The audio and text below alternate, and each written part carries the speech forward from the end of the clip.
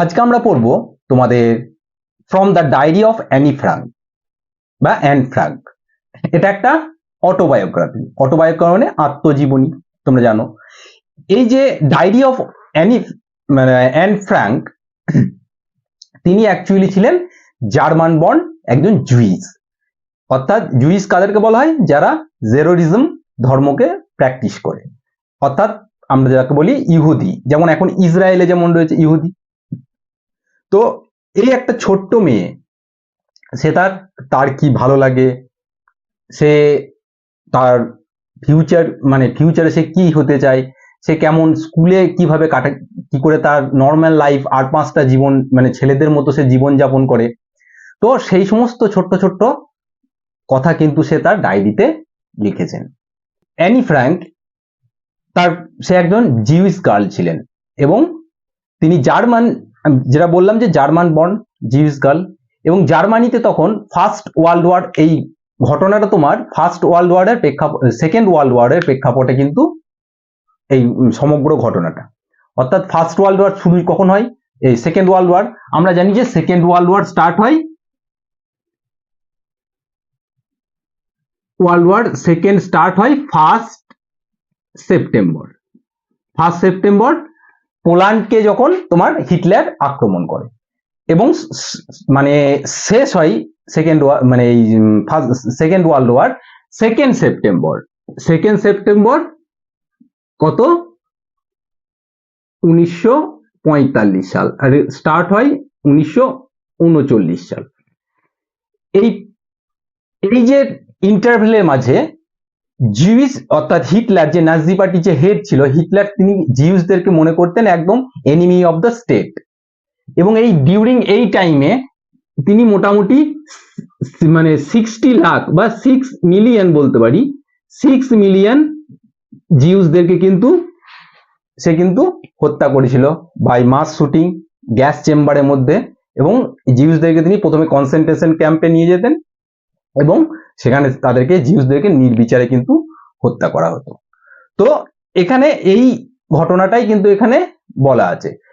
এই যে এটা রিটেন হচ্ছে তোমার, এটা একটা অটোবায়োগ্রাফি, ঠিক আছে। অর্থাৎ এই যে অ্যানি ফ্র্যাঙ্ক, তিনি তোমার জন্মগ্রহণ করেছিলেন 1929 সালে জুন মাসে তিনি জন্মগ্রহণ করেন। এবং আনফরচুনেটলি সি লেফট আস 1944 ফেব্রুয়ারি কিংবা মার্চে। অর্থাৎ যখন নাজি পার্টির অর্থাৎ হিটলারের যখন আক্রমণ বেড়ে যায় পোল্যান্ডে আক্রমণের পর থেকে, অর্থাৎ তার জার্মানি থেকে তারা শিফট করে তোমার নেদারল্যান্ডের দিকে। এবং নেদারল্যান্ডের যে আমস্টারডাম, নেদারল্যান্ডের রাজধানী আমস্টারডামে এই তোমার অ্যানি ফ্র্যাঙ্কের বাবার অফিস অটো ফ্র্যাঙ্ক, এবং সেখানে অটো ফ্র্যাঙ্কের অফিস ছিল। সেই অফিস বিল্ডিং কিন্তু তিনি লুকিয়েছিলেন 2 বছর। তারপরে ওখান থেকে তিনি ধরা পড়েন এবং তারপরে ওনাকে কনসেন্ট্রেশন ক্যাম্পে নিয়ে যাওয়া হয়। কনসেন্ট্রেশন ক্যাম্প মানে যেখানে লার্জ নাম্বার অফ প্রিজনারকে একটা ছোট্ট একটা জায়গার মধ্যে রেখে তাদেরকে যাতনা দেওয়া হয়, তাদেরকে অপ্রেস করা হয়, তাদেরকে মার পিট থেকে আরম্ভ করে বিভিন্ন রকম মেরে ফেলা হয়। এমনিতেই তোমাদের বললাম যে জিউসদেরকে মোটামুটি 60 লাখ জিউসদেরকে তোমার এমনিতেই ওদেরকে মারা হয়েছে, বিভিন্ন গ্যাস চেম্বারের মধ্যে ভরে পয়জনাস গ্যাস ছেড়ে দিয়ে ওদেরকে মেরে দেওয়া হতো। তো এই যখন অফিস বিল্ডিং এ লুকিয়ে যায়, তারপর ওনাকে যখন কনসেন্ট্রেশন ক্যাম্পে নিয়ে যাওয়া হয়, ওই কনসেন্ট্রেশন ক্যাম্পে নিয়ে গিয়ে সেখানেই কিন্তু এই অ্যানি ফ্র্যাঙ্কের তোমার মৃত্যু ঘটে টাইফাস রোগে, এবং তার সাথে সাথে তার বোনেরও ওই একই রোগে মৃত্যু হয়, যার নাম হচ্ছে মার্গট ফ্র্যাঙ্ক। তারপর যখন ওয়ার্ল্ড ওয়ার যখন স্টপ হয় জাপানিজদের আত্মসমর্পণের পরে, সেকেন্ড ওয়ার্ল্ড ওয়ার, তখন তার বাবা যখন সেই আমস্টারডামে তার এখানে ফিরে আসে, তখন দেখতে পান তার একমাত্র ওই ফ্যামিলি, তার বাবাই কিন্তু জীবিত ছিলেন, যে অটো ফ্র্যাঙ্ক। সে তখন তার এই মেয়ের ডায়েরিটা খুঁজে পান, ঠিক আছে। এবং তিনি ডিসাইড করেন যে এই মেয়ের এই ডায়েরিটাকে তিনি কি করবেন, তার মেয়ের স্মৃতির উদ্দেশ্যে তিনি এই যে ডায়েরিটাকে পাবলিশ করবেন। এবং এখান থেকেই তার নাম দেন the diary of a young girl. এবং এই the diary of a young girl, এখান থেকেই এরই একটা এক্সাম পার্ট হচ্ছে তোমাদের from the diary of Anne Frank, এখানেই তোমাদের বর্ণনা করা আছে। তাহলে আমরা এবার যখন লাইন বাই লাইন এবার পড়বো, এই যে ডায়েরিটা এটা তার মানে তার 13 নম্বর যে বার্থডে, সেই 13 নম্বর বার্থডেতে তার আঙ্কেল তাকে এই ডায়েরিটা গিফট করেছিলেন। এই সেই 13 নম্বর বার্থডে, এবং তখন যখন তিনি ধরা পড়েন, অর্থাৎ যখন তিনি লুকিয়েছিলেন, অর্থাৎ 12ই জুন, ঠিক 12ই জুন 1942 সালে কিন্তু তিনি লুকিয়েছিলেন, এবং তখন থেকে একদম ক্রনিক্যালি মানে 1944 পর্যন্ত সমস্ত অ্যাকাউন্ট কিন্তু ওখানে লেখা রয়েছে। এবং এটি এতটাই প্রসিদ্ধ, মানে সমগ্র বিশ্বে এর 70টা ল্যাঙ্গুয়েজে ট্রান্সলেট হয়েছে। এই জিনিসটাকে নিয়ে বিভিন্ন রকমের মানে কি বল ডকুমেন্টারি ফিল্ম থেকে আরম্ভ করে বিভিন্ন রকমের জিনিস কিন্তু এই যে যার হলোকাস্ট সম্পর্কে, জিউস হলোকাস্ট সম্পর্কে পাবলিশ হয়েছে। এবার আমরা একটা লাইন বাই লাইন পড়বো।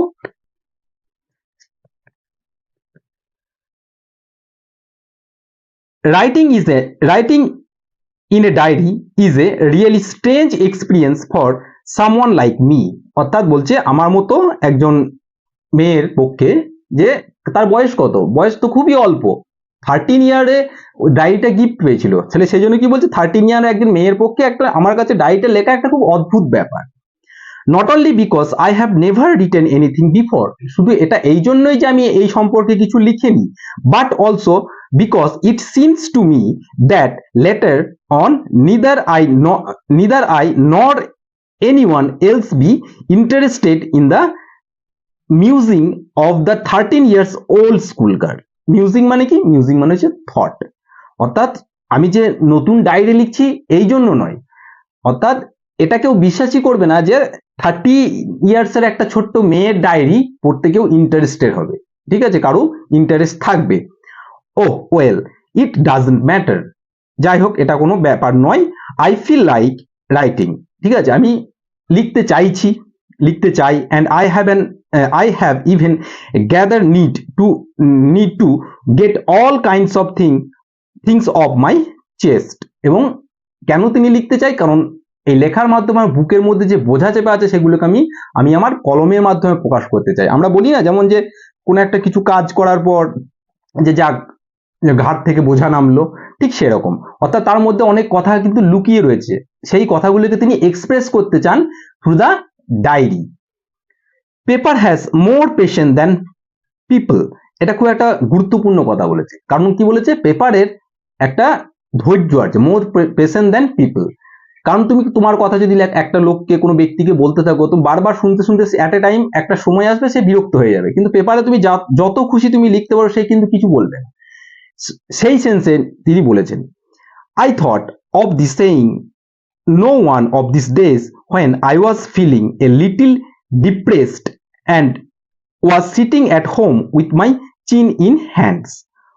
এবং কি বলেছে যে আই থট দিস সেইং, আমি এটা কখন বলেছিলাম, যখন কোনো একটা হয়তো কারণে সে মানে বোর ফিল করছিলেন। বোর ফিল করার জন্য তার মানে আমরা যেমন বোর ফিল করলে কি হয়, একদম চুপচাপ গালে হাত দিয়ে বসে থাকি, ঠিক সেরকমই, মানে চিনে হাত দিয়ে বসে রয়েছে। বোর অ্যাট লিস্টলেস মানে হচ্ছে তোমার দেখো এখানে দেওয়া আছে with no energy or interest, যে কোনো উৎসাহ নেই, এবং wondering whether to stay in, এবং এখানে সে ঠিক করতে পারছে না সে বাইরে যাবে না গো আউট, ভিতরে আসবে, মানে বাইরে যাবে না ভিতরে থাকবে। I finally stayed where I was brooding, আমি অবশেষে কি করলাম, আমি গেলাম না, আমি যেখানে ছিলাম সে মানে আমি যেখানে মানে বসে বসে যেগুলো ভাবছিলাম আমি সেই জায়গাতেই বসে থাকলাম। ব্রুডিং কথাটা মানে হচ্ছে তোমার কোনো জিনিস সম্পর্কে ডিপ একটা থট, সেই ডিপ থটের ফলে যেটা তোমাকে আরো ট্রাভেল দেবে, সেজন্য আমি আর গেলাম না। Yes paper does have more patience, বলছে হ্যাঁ পেপারের মানে মোর পেশেন্স আছে। And since I am not planning to let any more else read this stiff back notebook grandly refer as a diary. অর্থাৎ অ্যানি ফ্র্যাঙ্কের কাছে ডায়েরি কি, তার কাছে ডায়েরি ডেফিনেশন হচ্ছে স্টিপ ব্যাক, অর্থাৎ তার পিছু একটা শক্ত কার্ডবোর্ড টাইপের একটা কভার পেজ থাকবে, একটা নোটবুক, এবং এই ডায়েরিতে কি বলছে, তার তো কোনো প্ল্যানিং নেই, যে সে কি জন্য লিখছে, ডায়েরিটা কাউকে দেখানোর জন্য তো লিখছে না, সে নিজের মনের কথাগুলো লেখার জন্য বলছে। সেজন্য তার কাছে কোনো ডায়েরি, তার মিনিং কাছে ডায়েরি এই যে ব্যাপারটা, মানে এটা কোনো ব্যাপার নয় যে কাউকে সে দেখবে সে লজ্জিত বোধ করবে, সেরকম কোনো ব্যাপার নেই।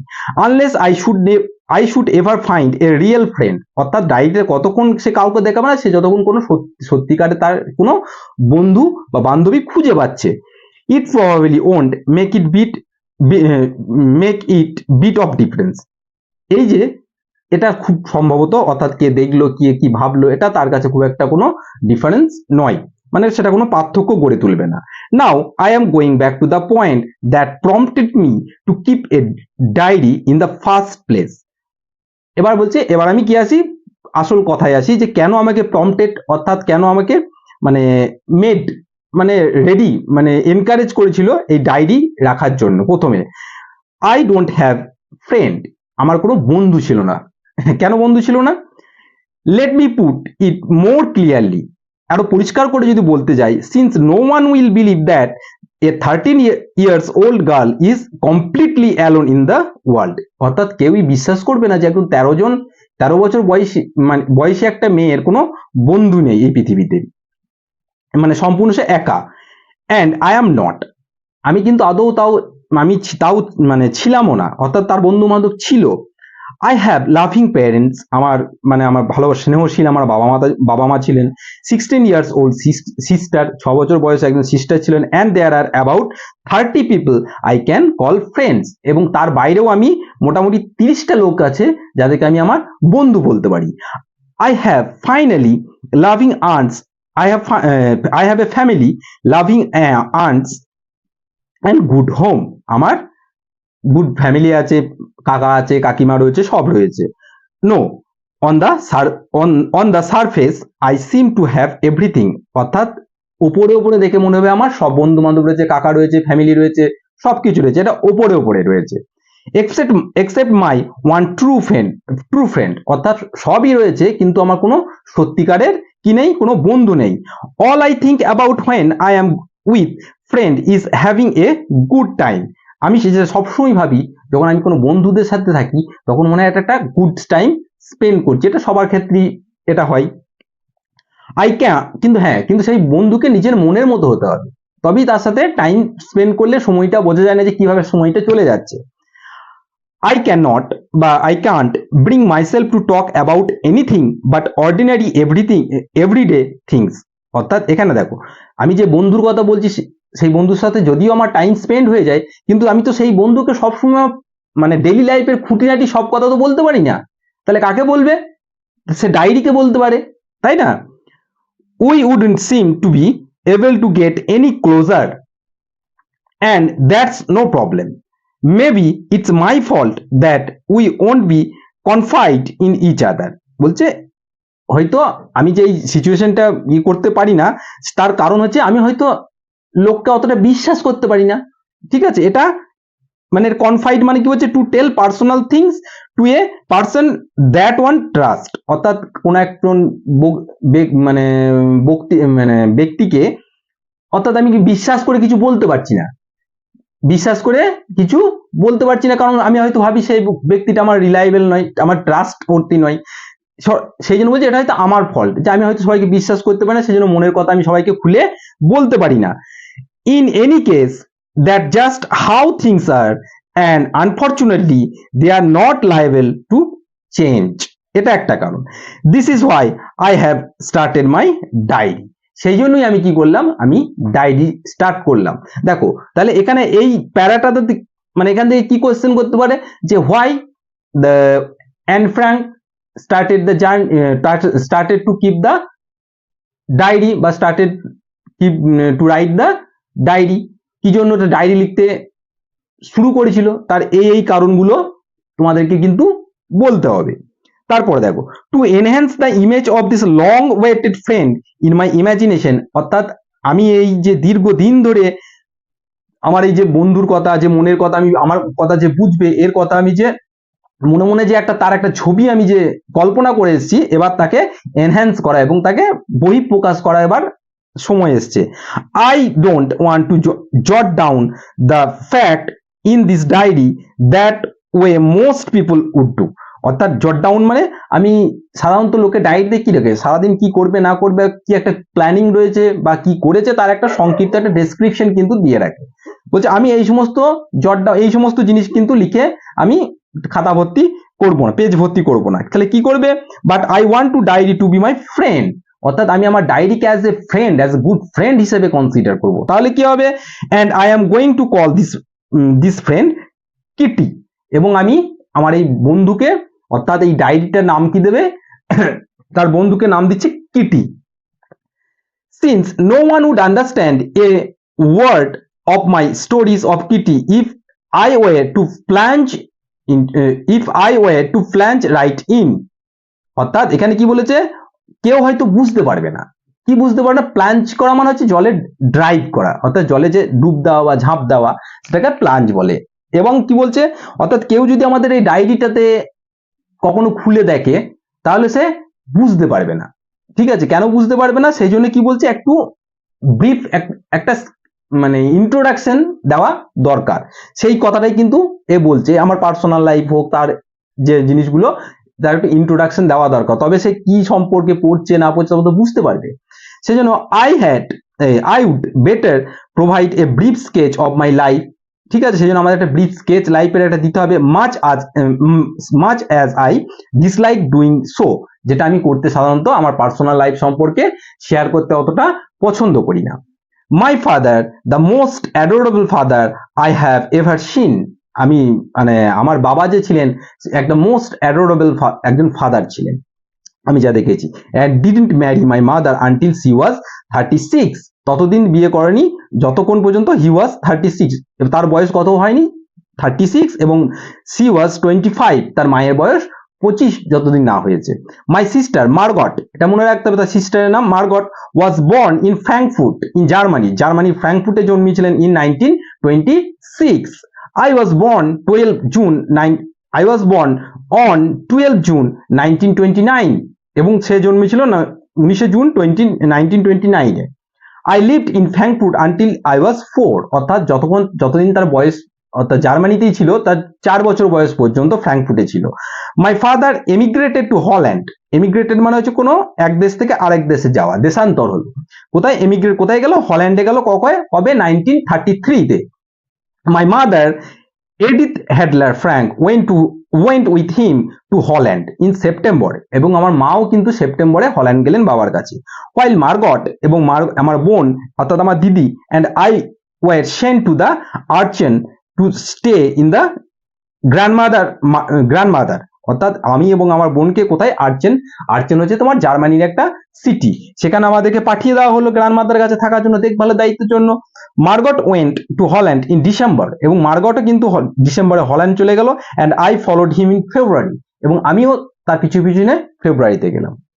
When I was plunked down on the table as a birthday present for Margot, অর্থাৎ প্লাঙ্কেট ডাউন মানে পুট ডাউন বলা হয়। অর্থাৎ আমি এমন ভাবে ফেব্রুয়ারিতে আমাকে এমন ভাবে পাঠানো হলো, ঠিক যেন মনে হচ্ছে মার্গটের যে বার্থডে প্রেজেন্ট হিসাবে আমাকে পাঠিয়ে দেওয়া হলো। কারু বার্থডে হলে কি হলো, যে বাড়িতে মানে লোক এসে মানে কোনো তোমার জন্য প্রেজেন্ট নিয়ে এলো, তো সেই প্রেজেন্ট নিয়ে এসে টেবিলে যেমন নামিয়ে রাখে, অর্থাৎ তার বার্থডের পারপাসে কিন্তু সেই গিফটটা নিয়ে এসছে। সুতরাং এও বলছে এমাকে এমন ভাবে পাঠিয়ে দেওয়া হলো, অর্থাৎ হল্যান্ডে, যে মানে বার্থডে মার্গরেট আমার বোনের বার্থডে গিফট হিসেবে আমাকে অ্যাজ এ গিফটের মতো আমাকে পাঠিয়ে দেওয়া হলো। I started right away at the Montessori nursery school. আমি সেখানে কি করলাম? মন্টেসরি একটা স্কুলিং সিস্টেম, যেখানে একটা কন্ট্রোল এনভায়রনমেন্টের মধ্যে ফ্রি এডুকেশন দেওয়া হয়, এবং সেখানে মানে তোমার মানে বিভিন্ন রকম হ্যান্ড টু হ্যান্ড এক্সপিরিয়েন্সের মাধ্যমে এডুকেশন দেওয়া হয় বাচ্চাদের। I stayed there until I was 6. আমি সেখানে কতদিন ছিলাম? I was 6 পর্যন্ত। At which time I started in the first form, এবং সেখানে আমি যখন ফার্স্ট ফর্ম মানে হচ্ছে আমরা যেমন ক্লাস 1, 2, 3 এলকেজি এরকম বলি, অর্থাৎ সেখানে ফার্স্ট ফর্ম থেকে স্টার্ট করলেন। In the 6th form my teacher was Mr. Cooperis, the headmistress, অর্থাৎ 6 মানে ফর্ম পর্যন্ত টিচার কে ছিলেন মিসেস তোমার কুপরেস, দ্য হেডমিস্ট্রেস অর্থাৎ প্রধান শিক্ষিকা। At the end of the year, we were both in tears as we said a heartbreaking farewell. At the end of the year কি হলো, যখন আমার এবার 6 পর্যন্ত ওই মানে ক্লাস 5 স্ট্যান্ডার্ড পর্যন্ত ছিল, 6 এর পর থেকে তাকে চলে আসতে হলো। এবার ওই স্কুল থেকে যখন চলে আসছে অর্থাৎ ফেয়ারওয়েল মানে কিন্তু বিদায় নেওয়া, বিদায় নিচ্ছে। তো সুতরাং স্টুডেন্ট এবং হেডমিস্ট্রেস কুপারেস এবং এই যে ফ্র্যাঙ্ক তোমার অ্যান ফ্র্যাঙ্ক এদের মধ্যে গুড একটা বন্ডিং হয়ে গিয়েছিল। তো সুতরাং যেহেতু চলে আসছে তো তাদের মধ্যে মনে একটা দুঃখ আর কি। In summer of 1941 grandma fell ill and I had ill and had to have an operation. অসুস্থ হয়ে যায়, তারপর কি করে 1941 একটা অপারেশন করতে হয় তার গ্র্যান্ডমার। So my birthday past with the little celebration, সেই জন্য আমার বার্থডেটা একটা সেরকম জাঁকজমকপূর্ণ ভাবে হয়নি, যেহেতু বাড়িতে লোক অসুস্থ সেজন্য একদম ছোট্টখাট্ট সেলিব্রেশনের মাধ্যমে হলো। গ্র্যান্ডমা ডাইড ইন জানুয়ারি 1942, অর্থাৎ গ্র্যান্ডমা মারা গেলেন জানুয়ারির 1942-এ। নো ওয়ান নোস, কেউ জানতো না, হাউ অফেন, আমি কতটা, আই থিঙ্ক অফ হার, আমি তার অর্থাৎ হার মানে হচ্ছে গ্র্যান্ডমার কথা আমি চিন্তা করি, অ্যান্ড লাভড হার, এবং আমি তাকে কতটা তাকে ভালোবাসতাম বা ভালোবাসি এখনো। This birthday celebration in 1942 was intended to make up the other, অর্থাৎ এই যে ঠাম্মা যে মারা গেল এই বছরের যে বার্থডে সেলিব্রেশনটা যেমন মেকআপ করার জন্য জাস্ট করতে হয় একটা রিচুয়াল, সেই হিসাবে করা হলো, সেরকম জাঁকজমকপূর্ণ কিছু করা হলো না।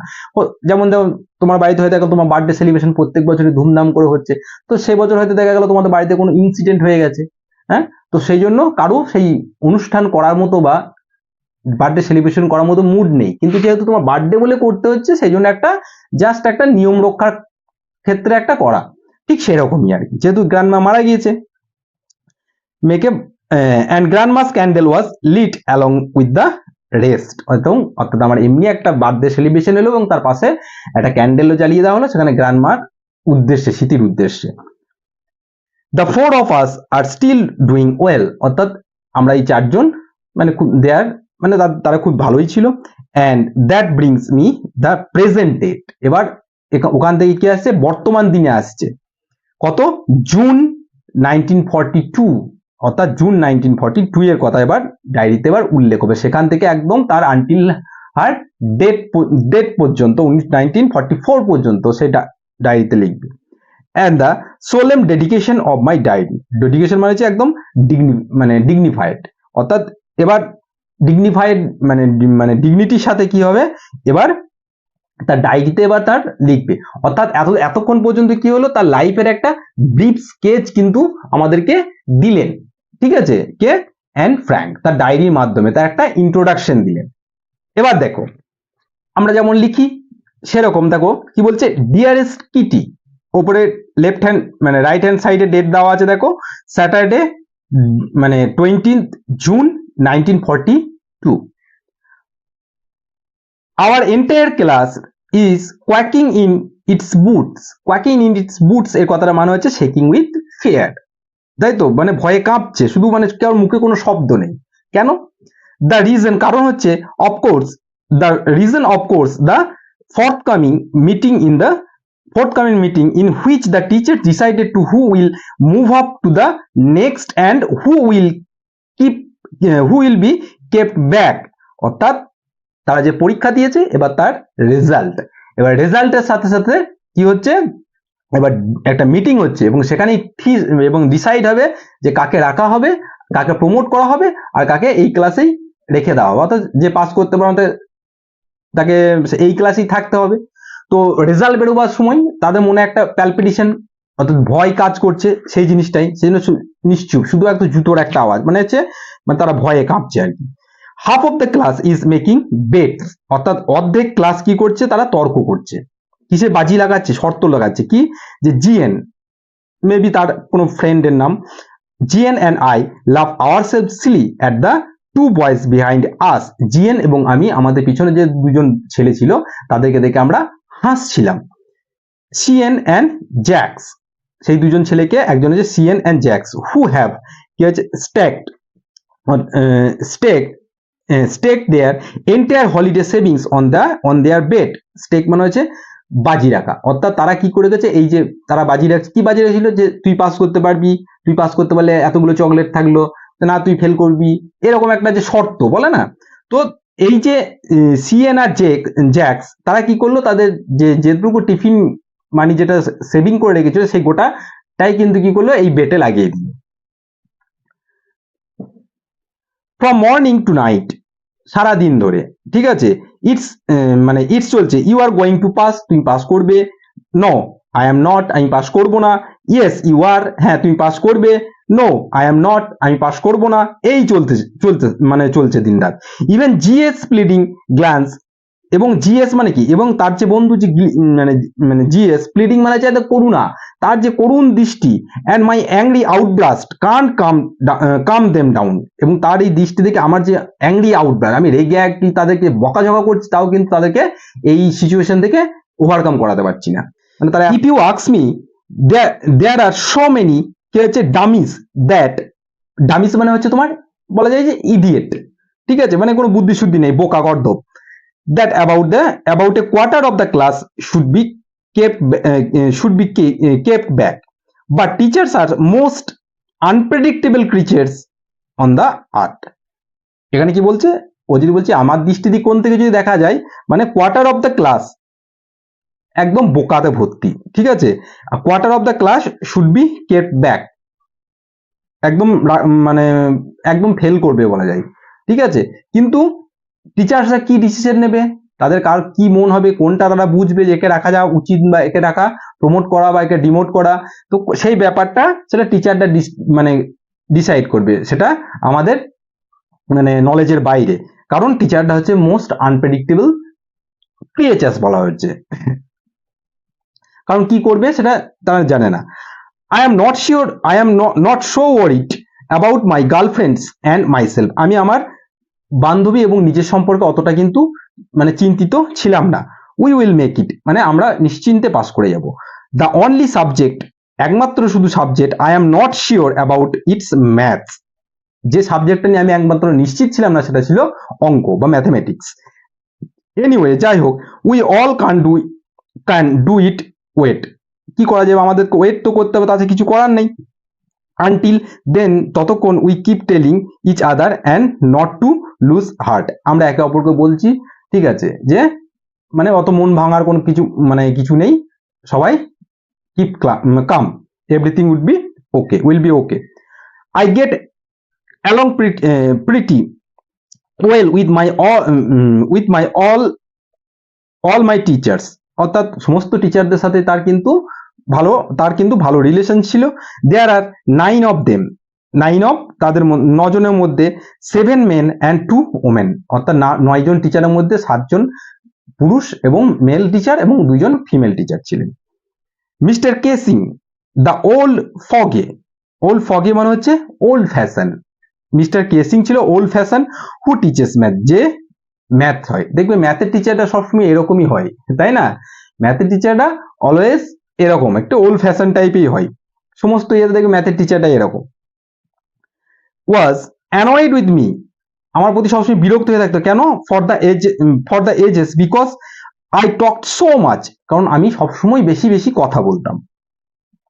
আফটার সেভারাল ওয়ার্নিংস, মানে অনেকবার সতর্ক করার পরেও, হি অ্যাসাইন মি, সে আমাকে কাজ দিয়েছিলেন, কি হোমওয়ার্ক দিয়েছিলেন, মি এক্সট্রা মানে homework, and essay on the subject, একটা সাবজেক্ট নিয়ে একটা এসে লিখতে আমাকে হোমওয়ার্ক দিলে, এক্সট্রা সাবজেক্ট কি, এ চ্যাটার বক্স মানে যে বেশি বারবার যে কথা বলে, বেশি মানে খুব মানে আননেসেসারি কথা বলে, তাকে চ্যাটার বক্স বলা হয়। তো এই নিয়ে কিন্তু একটা এসে আমাকে অ্যাজ এ পানিশমেন্ট হিসাবে, অ্যাজ এ চ্যাটার বক্স হিসাবে যে প্যারাগ্রাফ, সেটা আমাকে লিখে আনতে দিলেন। এই chatter box, what can you write about that, বলছে আমি এটা এই সম্পর্কে আমি কি লিখবো। I would worry about that letter, আমি এই নিয়ে পরে চিন্তা করব। আই ডিসাইড, আমি স্থির করলাম। আই জটেড ডাউন মানে তাড়াতাড়ি লিখে নিলাম, the right in my notebook, অর্থাৎ এই চ্যাটার বক্স এটা তার নোটবুকে তাড়াতাড়ি লিখে নিয়ে, এবং টাক মানে কেয়ারফুলি ব্যাগের মধ্যে পুরে দিল, নোটবুকটা রেখে দিল, ইন মাই ব্যাগ, অ্যান্ড এবং ট্রাইড টু কিপ কোয়াইট, এবং শান্ত থাকার চেষ্টা করলাম, অর্থাৎ পানিশমেন্ট পাওয়ার পরেও কিন্তু শান্ত থাকার চেষ্টা করলাম। That evening, after I had finished the rest of my homework, অর্থাৎ আমার হোমওয়ার্ক শেষ করার পর, the note about the essay caught my eyes, অর্থাৎ ওই আমারটা মানে ওই যে এসে যেটা লিখতে দিয়েছে সেটা আমার চোখে পড়লো। I began thinking about the subject while chewing the tip of my fountain pen. আমি অর্থাৎ এই চ্যাটার বক্স সম্পর্কে কি লিখবো এই ভাবতে ভাবতে আমি কি করছি, ফাউন্টেন পেন মানে অর্থাৎ যে ইঙ্ক দেওয়া যে পেন ছিল, নিপ পেন যাকে আগে বলতো, সেইটাকে মুখটাকে আমি চেবাতে চেবাতে ভাবছি আমি এই সম্পর্কে কি লেখা যায়, চ্যাটার বক্স সম্পর্কে আমি কি লিখবো। Anyone would be ramble on মানে তোমাদের সাইডে দেওয়া আছে দেখো, টক অর রাইট কি হচ্ছে aimlessly for long, ঠিক আছে, যে যাই হোক সেটা কি anyone could ramble on and leaves big spaces between the words, but the trick was to come up with the convincing argument to prove the necessity of talking. দেখো এখানে কি বলছে, যেহেতু চ্যাটার বক্স যেমন বলেছে, তখন আমরা কি করি, যে পরীক্ষায় যেমন কোনো কোয়েশ্চেন হয়তো দেখা গেলো আমি কমন পড়ানি, তো ম্যাক্সিমাম জন কি করে যা মনে হলো সেই সম্পর্কে ফাঁক ফাঁক ফাঁক ফাঁক ফাঁক ফাঁক করে লিখে দিয়ে খাতা ভর্তি করে দিয়ে চলে আসে।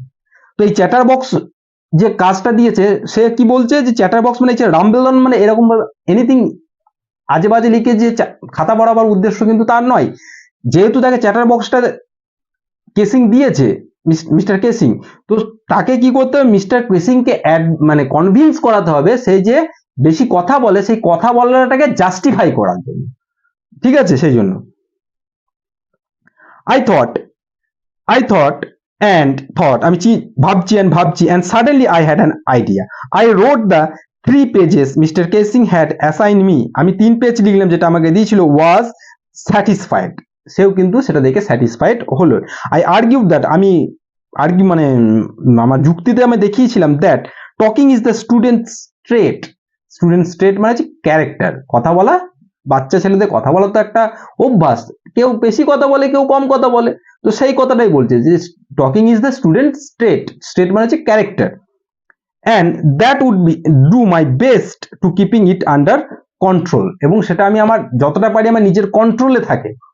বাট কিন্তু কি হয়েছে, I would never be able to cure myself of the habit. আমি কিন্তু এই অভ্যাসটা মানে এই যে বেশি কথা বলা অভ্যাসটাকে আমি কখনো এইখান থেকে নিজেকে বার করতে পারি না, ঠিক আছে। Since my mother talks as so much as I did if not more. আমার মা কি করে, আমার মাও কিন্তু এর থেকে বেশি কথা বলে, তাই না। And there's not much you can do about the inherited trait, অর্থাৎ ইনহেরিটেড মানে যেটা বংশ দ্বারা মানে বংশানুক্রমে প্রাপ্ত ক্যারেক্টার, ঠিক আছে। অর্থাৎ আমি মা যেহেতু কথা বলে আমার, সেই জন্য আমি কি হয়েছে, আমি বংশানুক্রমে মায়ের কাছ থেকে এই জিনিসটা কথা বলার জিনিসটা হ্যাবিটটা আমি কিন্তু ইনহেরিটেড করেছি, সেটাই কিন্তু প্যারাগ্রাফে লিখলো। এই যে বললো যে আমি আজে বাজে লিখে কিন্তু প্যারাগ্রাফ ভরাবো না, পেজ ভরাবো না 3 পাতা, আমি কি করব, আমি যে কেন কথা বলি আমার সেই জন্য পানিশমেন্ট হিসাবে, কথা বলার পানিশমেন্ট হিসাবে আমাকে এটা লিখতে দেওয়া হয়েছে। তো আমি কি করব, আমি আমার এই লেখাটার মাধ্যমে জাস্টিফাই করব যে কথা বলাটা আমার একটা ক্যারেক্টার, ঠিক আছে, একটা স্টুডেন্ট ট্রেট, এবং জাস্টিফাইয়ের এই মানে যুক্তিগুলো তিনি দিয়েছেন। Mister casing had a good love at the argument, তার আর্গুমেন্ট দেখে সে একটা টিচার তো সে হাসলো। But when I proceeded to talk আমি যে আবার যে কথা বলতে গেলাম my way through the next lesson পরবর্তী ক্লাসে মানে পিরিয়ডে the assigned me the second essay, আবার আমি আমার কথা বলার জন্য তিনি আমাকে সেকেন্ড এসে অ্যাজ এ পানিশমেন্ট হিসেবে আবার একটা দিলেন। This time it was the supposed to be an দেখো an incorrigible কথাটা মানে হচ্ছে something that cannot be correct or bad, অর্থাৎ এখানে কি আছে ইউজুয়ালি ব্যাড মানে কোয়ালিটি, মানে যেটা করা যাবে না আর ঠিক করা যাবে না, দ্যাট ইজ নট, এটা মনে রাখবে ইনকরিজিবল ওয়ার্ডটা, এন্ড ইনকরিজিবল চ্যাটার বক্স। এবার ইনকরিজিবল চ্যাটার বক্স সম্পর্কে আবার একটা অ্যাজ এ পানিশমেন্ট হিসাবে লিখতে দিবে chatter box. I handed it in, আমি আবার সেটাই লিখে দিলাম, and mister Keesing and nothing to complain about to whole lesson, এবং 2টো লেসন পর্যন্ত মিস্টার কেসিং কিন্তু আর কোনো কমপ্লেন করলেন না। হাউএভার যাই হোক, during the 3rd lesson he would finally had enough. ঠিক আছে, 3টে লেসনের পরে মানে এবার কথা বলতে এবার এনাফ মানে যথেষ্ট হয়েছে, আর কিন্তু সে না কথা না বলে থাকতে পারছে না। Annie Frank as a punishment for the talking of the class, ঠিক আছে, আবার সেও কথা বলছে, সেজন্য 4 নম্বর পিরিয়ড পর্যন্ত সে সহ্য করলো মিস্টার কেসিং, তারপরে আর সহ্য না করতে পারে আবার তাকে পানিশমেন্ট দিচ্ছে। কি পানিশমেন্ট দিচ্ছে? অ্যানি ফ্র্যাঙ্ক কি বলছে? Annie Frank punishment for the talking in the class, write an essay entitle quack quack quack. ঠিক আছে, কোয়াক কোয়াক কোয়াক সম্পর্কে তুমি একটা কি লিখবে? কোয়াক কোয়াক মানে হচ্ছে কাঁপা, shaking. Said mister said mistress chatters box. ঠিক আছে, এই সময় এটা অদ্ভুত একটা জিনিস নিয়ে তিনি লিখতে দিলেন। দ্য ক্লাস রোল্ড, একটা মানে হাসির রোল পড়ে গেল ক্লাসে এই টপিকটা শুনে। আই হ্যাড টু লাভ, আমিও কিন্তু অবশেষে হেসে ফেললাম। Through I had nearly exhausted my কি হচ্ছে ingenuity on the topic of the chatter box. অর্থাৎ সেই টাইমে এবার সেই চ্যাটার বক্স মানে ইনজেনুইনিটি মানে হচ্ছে তোমার মানে কি বলবো অরিজিনালিটি, অর্থাৎ আমি ওই চ্যাটার বক্স সম্পর্কে কি লিখবো সে কিন্তু আর কিন্তু তার মাথায় কিন্তু কিছু আসছে না। ঠিক আছে, it was time to come up with the something else. ঠিক আছে, এবার সে ভাবলো যে এবার কিছু একটা করতে হবে, সামথিং অরিজিনাল, সামথিং মানে সত্যিকারের। মাই ফ্রেন্ড সেন, আমার একজন বন্ধু ছিল যার নাম হচ্ছে Sanne, whose good at poetry, সে কিন্তু ভালো কবিতা লিখত। অফার্ড, সে আমাকে বলল to help me write the essay from the beginning to end in verse. অর্থাৎ তিনি সমগ্র যে আবার যে কবিতা কাজটা দিয়েছে সমগ্র সে সেটাকে কি করবে একটা ভার্স অর্থাৎ রিদিমিক অর্থাৎ ছড়ার মতো সে লিখতে তাকে সাহায্য করবে, কারণ সে মানে তার বন্ধুটা ছিল ভেরি গুড অ্যাট পোয়েট্রি মানে poetry. And I jumped for joy, এবং আমার আনন্দে লাফিয়ে উঠলাম। Mister Keesing was trying to play joke on me, আমার উপর একটা জোক করতে মানে আমাকে মানে হাসাতে চেয়েছে। ঠিক আছে, আমাকে নিয়ে জোক করেছে উইথ দিস রিডিকুলাস সাবজেক্ট, অদ্ভুত একটা subject quack quack quack. But I made it sure that joke was on him, কিন্তু আমি আমার উপর আমাকে নিয়ে জোক করতে চাই, আমি জোকটা স্যারের ওপরেই ঘুরিয়ে দেবো, মানে এরকম একটা কথা তিনি বলতে চেয়েছেন। আই ফিনিশড মাই পোয়েম, আমি আমার কবিতা শেষ করলাম। And it was the beautiful, এটা খুব সুন্দর হয়েছিল। It was about a mother duck and the father swan with 3 baby ducklings who were beaten to death by the father because they quacked too much. অর্থাৎ এটা তার যে লিখেছিল তার সমগ্র সারাংশ, যে একটা মা এবং আরেকটা ফাদার যে সোয়ান অর্থাৎ হাঁস এবং তাদের যে ডাকলিং, হাঁসের বাচ্চাকে ডাকলিং বলে, তাদের সেই 3টে বাচ্চাকে কি করলো ফাদার সোয়ান কি করলো মেরে ফেললো। কারণ কি? কারণ সে বেশি কোয়াক কোয়াক করছিল, হাঁসের ডাক আওয়াজ। তো হাঁসের বাচ্চা কি করবে? তার তো কোয়াক কোয়াক করাই কাজ, বাচ্চা ছেলে তো চিৎকার করাই কাজ, সে তো চিৎকারই করবে। এবং সেই জিনিসটার প্রতি অ্যানয়েড হয়ে তার বাবা কি করলো, সোয়ান তাকে কিন্তু সেই 3জনকে মেরে দিল। তো সেই জিনিসটাকে বোঝাতে চেয়েছিল। Luckily mister casing took the joke the right way. যাই হোক, মিস্টার কেসিং সে কি করলো, এই যে জিনিসটা তাকে বোঝাতে চাইলেন সেটা বুঝতে পারলেন এবং তিনি একটা মানে পজিটিভলি এই জিনিসটাকে নিলেন। He read the poem to the class এই এটা পড়লেন এবং কি অ্যাডিং হিজ ওন কমেন্ট, এবং তার নিজের কমেন্টও দেখে সেখানে করলেন। And to several other classes as well as, অন্য ক্লাসেও তিনি তার এই পোয়েমটাকে বললেন।